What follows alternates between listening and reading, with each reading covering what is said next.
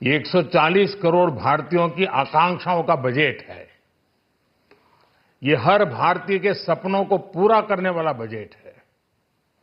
हमने कई सेक्टर्स युवाओं के लिए खोल दिए हैं। सामान्य नागरिक विकसित भारत के मिशन को ड्राइव करने वाला है। ये बजट एक फोर्स मल्टीप्लायर है। ये बजट सेविंग्स को बढ़ाएगा, इन्वेस्टमेंट को बढ़ाएगा, कंजम्पशन को बढ़ाएगा और ग्रोथ को भी तेजी से बढ़ाएगा। मैं वित्त मंत्री निर्मला सीतारमण जी और उनकी पूरी टीम को इस जनता जनार्दन का बजट, पीपल्स का बजट, इसके लिए बहुत बहुत बधाई देता हूं। साथियों, आमतौर पर बजट का फोकस इस बात पर रहता है कि सरकार का खजाना कैसे भरेगा, लेकिन ये बजट उससे बिल्कुल उल्टा है। लेकिन ये बजट देश के नागरिकों की जेब कैसे भरेगी, देश के नागरिकों की बचत कैसे बढ़ेगी और देश के नागरिक विकास के भागीदार कैसे बनेंगे, ये बजट इसकी एक बहुत मजबूत नींव रखता है। साथियों, इस बजट में रिफॉर्म की दिशा में महत्वपूर्ण कदम उठाए गए हैं। न्यूक्लियर एनर्जी में प्राइवेट सेक्टर को बढ़ावा देने का निर्णय बहुत ही ऐतिहासिक है। ये आने वाले समय में सिविल न्यूक्लियर एनर्जी का बड़ा योगदान देश के विकास में सुनिश्चित करेगा। बजट में रोजगार के सभी क्षेत्रों को हर प्रकार से प्राथमिकता दी गई है। लेकिन मैं दो चीजों पर ध्यान आकर्षित करना चाहूंगा। उन रिफॉर्म्स की मैं चर्चा करना चाहूंगा जो आने वाले समय में बहुत बड़ा परिवर्तन लाने वाले हैं। एक, इंफ्रास्ट्रक्चर स्टेटस देने के कारण भारत में बड़े शिप्स के निर्माण को बढ़ावा मिलेगा। आत्मनिर्भर भारत अभियान को गति मिलेगी और हम सब जानते हैं कि शिप बिल्डिंग ये सर्वाधिक रोजगार देने वाला क्षेत्र है। उसी प्रकार से देश में टूरिज्म के लिए बहुत संभावना है। महत्वपूर्ण 50 टूरिस्ट डेस्टिनेशन, वहां पर जो होटल्स बनाएंगे, उस होटल को पहली बार इंफ्रास्ट्रक्चर के दायरे में लाकर टूरिज्म पर बहुत बल दिया है।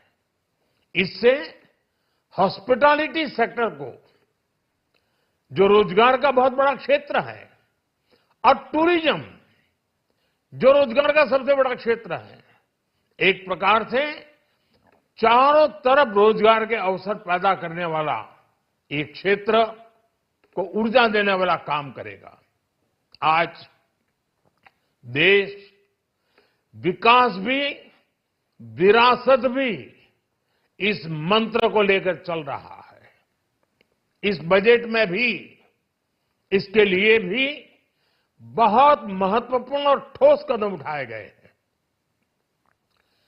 1 करोड़ पांडुलिपियों के लिए संरक्षण के लिए, मैन्युस्क्रिप्ट के लिए ज्ञान भारतम मिशन लॉन्च किया गया है। साथ ही भारतीय ज्ञान परंपरा से प्रेरित एक नेशनल डिजिटल रिपोजिटरी बनाई जाएगी। यानी टेक्नोलॉजी का भरपूर उपयोग किया जाएगा और हमारा जो परंपरागत ज्ञान है उसमें से अमृत निचोड़ने का भी काम होगा। साथियों, बजट में किसानों के लिए जो घोषणा हुई है वो कृषि क्षेत्र और समूची ग्रामीण अर्थव्यवस्था में नई क्रांति का आधार बनेगी। पीएम धन धान्य कृषि योजना के तहत 100 जिलों में सिंचाई और इंफ्रास्ट्रक्चर का डेवलपमेंट होगा। किसान क्रेडिट कार्ड की लिमिट 5 लाख तक होने से उन्हें ज्यादा मदद मिलेगी। साथियों, अब इस बजट में 12 लाख रुपए तक की आय को टैक्स से मुक्त कर दिया गया है। सभी आय वर्ग के लोगों के लिए टैक्स में भी कमी की गई है। इसका बहुत बड़ा फायदा हमारे मिडिल क्लास को, नौकरी पेशे करने वाले जिनकी आय बंधी हुई है, ऐसे लोगों को, मिडिल क्लास को इससे बहुत बड़ा लाभ होने वाला है। उसी प्रकार से जो नए नए प्रोफेशन में आए हैं, जिनको नए नए जॉब मिले हैं, इनकम टैक्स की ये मुक्ति उनके लिए एक बहुत बड़ा अवसर बन जाएगी।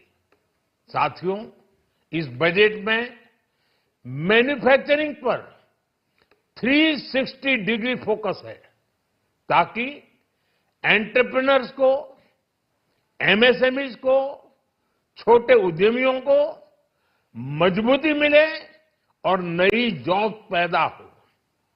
नेशनल मैन्युफैक्चरिंग मिशन से लेकर clean tech, leather, footwear, toy industry जैसे अनेक सेक्टर्स को विशेष समर्थन दिया गया है। लक्ष्य साफ है कि भारतीय प्रोडक्ट्स ग्लोबल मार्केट में अपनी चमक बिखेर सके। साथियों, राज्यों में इन्वेस्टमेंट का एक वाइब्रेंट कॉम्पिटिटिव माहौल बने, इस पर बजट में विशेष जोर दिया गया है। एमएसएमईज और स्टार्टअप के लिए क्रेडिट गारंटी को दोगुना करने की घोषणा भी हुई है। देश के एससी, एसटी और महिला जो नए उद्यमी बनना चाहते हैं, उनको 2 करोड़ रुपए तक के लोन की योजना भी लाई गई है, और वो भी बिना गारंटी। इस बजट में न्यू एज इकोनॉमी को ध्यान में रखते हुए गीग वर्कर्स के लिए बहुत बड़ी घोषणा की गई है।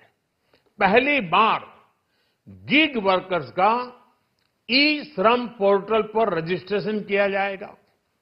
इसके बाद इन साथियों को स्वास्थ्य सेवा और दूसरी सोशल सिक्योरिटी स्कीम्स का लाभ मिलेगा।